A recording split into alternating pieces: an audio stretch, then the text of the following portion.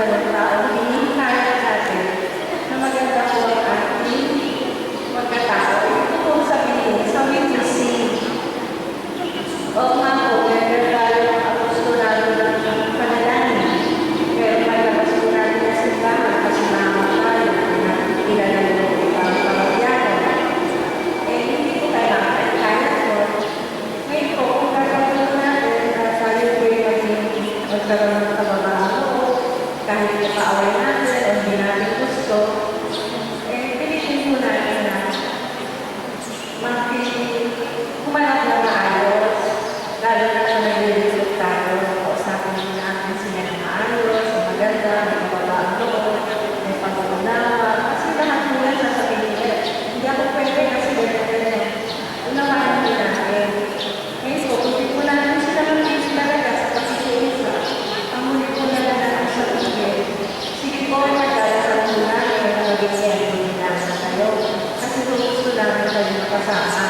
Para kung namin mga nila, na gusto natin sila talaga makasama. Hindi po ang sa anak ko, sa pag-ibig group.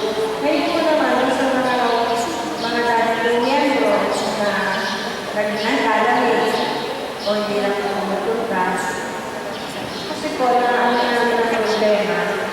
Pag sa panahon na po, nakakapunta po yung mga members.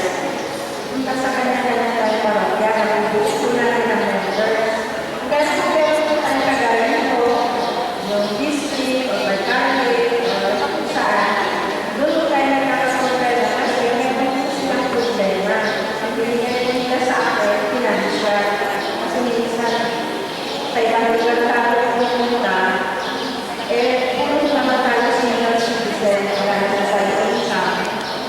So, medyo nagkakantay po dahil sa financial, sa pamasahe, sa contribution, o kung ano pa. At ang pangalawang nila sinabi sa problema, yung oras. Ang pangatlo po, yung distansya. Yung layo po na pagdadausan natin ng meeting o pagdadausan o meeting. So, sa pinansyal po, kami, sa aming parokya, kung kami pinapa-attend ng ganito at yung isang member namin ay hindi kaya, kami po ay nagpupusili para lang makasama. Walang pera. Ngayon po yung sa oras, pinapaalam na lang sa kanila na advance para kung may adjust nila, schedule nila o yung panahon nila sa bahay. Kagaya po, ako po walang katulong, kaya ako po ako naalagaan. Pinexam ko kita Linda na 7:30 na dito. Aalis ako po ng 6. So, tapos aalis ako, wala ako na sa kanalian. Eh, hindi naman po ako pwede umalis na walang pagkain ng asawa ko. Ang ginagawa ko, umigising ko na rin 4. Gagawin ko lang yung pagluluto, paglalaba ko yung business.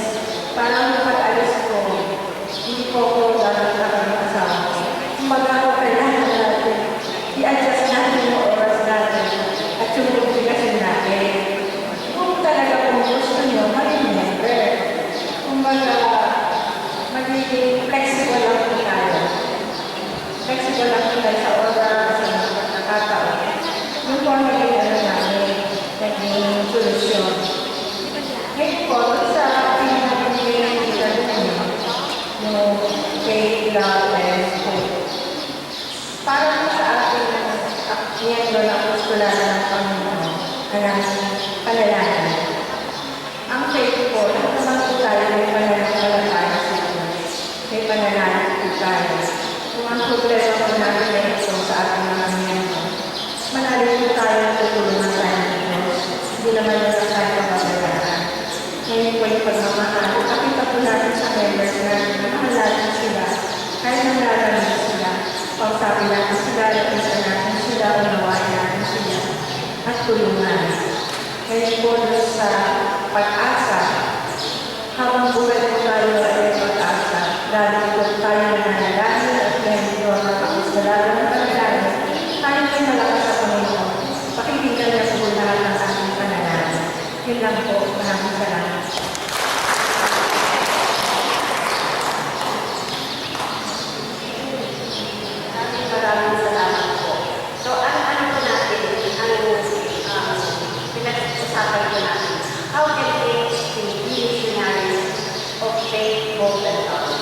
Ito po lahat po ng grupo ay nasagot. Katulad po ng Sister Ampli, anong sabi niya?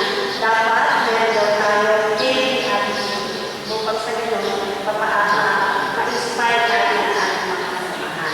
Ang sabi naman ni Sister Lucy, sabi niya, nung ako ba'y nagugutong, sinuntahan ako. Ngayon, yung sabi ni Sister Linda kanina, yung bang nagugutong, walang gabi, anong sabi niya, o kumusta ka na, pero wala naman tayong ginawa. No?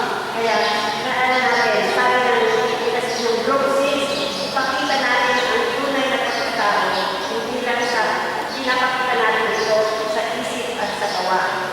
Na talagang pupunta tayo, pasukin natin yung puso ang ating mga kasamahan. Ang group 5, si Kuya Dolly, sabi na, kung meron man kulang ang ating mga leaders, huwag tayo huminto doon. Dapat puntahan natin, bisitahin natin ang ating mga kasamahan na may sakit, kung ano man yung mga nararamdaman nila. Damdamin din natin, upang sa ganon, mahikaya natin sila magpalisa. Ang sabi naman ni Sister Linda ng grupo, dapat ang bawat isa ay nagbabasa, nakikinig sa salita ng Diyos at hindi ihinto doon sa buhay natin. Kasi kahit magaling tayo magbasa, magaling tayo makinig, hindi naman natin sila sa buhay, hindi nakikita ng ibang tao kung paano nga ba sa buhay na narinig natin sa salita ng Diyos. Ang sabi, all atheists should be Christ-centered. Ang buhay natin ay nakaloon kay Jesus. Hindi lang sa salita, sabi na, lip service. Sabi gano'n,